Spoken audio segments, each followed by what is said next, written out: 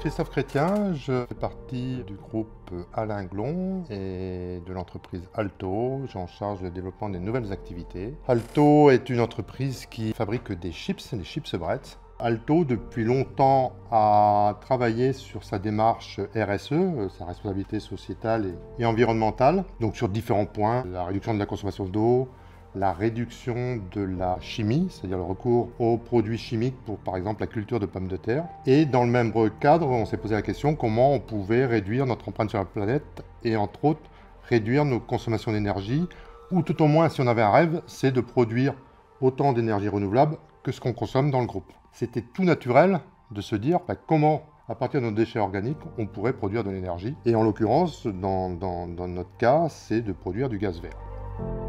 Ce projet, on a voulu le faire plutôt en association avec le territoire et on a fait en sorte de ne pas venir en concurrence avec le monde agricole qui faisait déjà de la méthanisation. Et Pontivy Communauté nous a été un facilitateur sur ce dossier-là.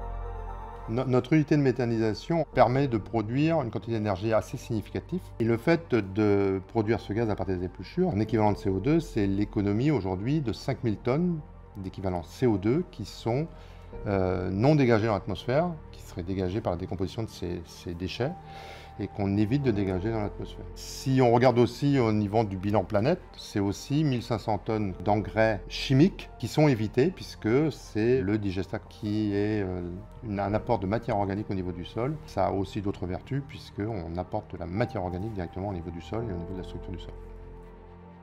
L'intégralité des déchets organiques sont valorisés aujourd'hui et l'objectif c'est qu'à terme 100% des déchets autres, ça peut être le plastique, les emballages, puissent être valorisés sur le site d'Alto. Ça fait partie de l'ambition RSE de l'entreprise.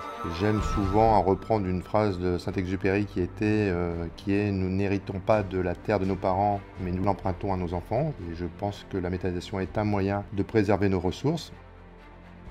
On peut voir au travers des hublots le digestat qui est en fermentation.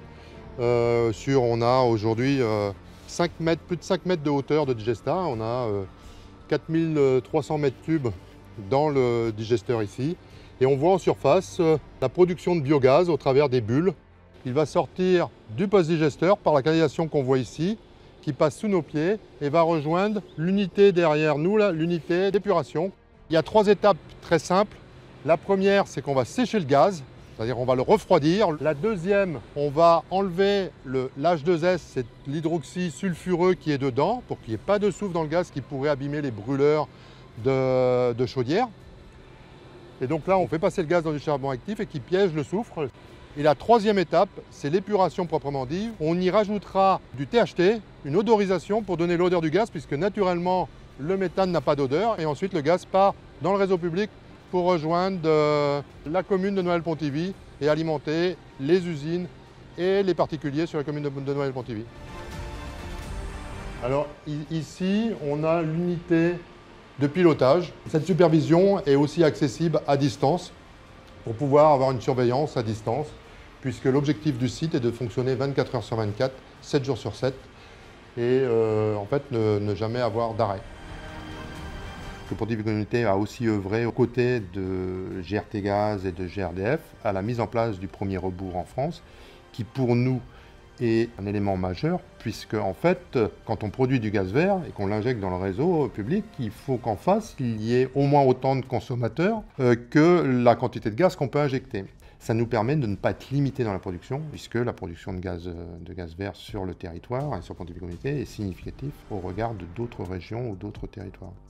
Et l'ambition de Pontivy Communauté, c'est quand même d'aller vers 40 voire 50% de la consommation de gaz sous forme de gaz vert, gaz renouvelable à échéance 4-5 ans.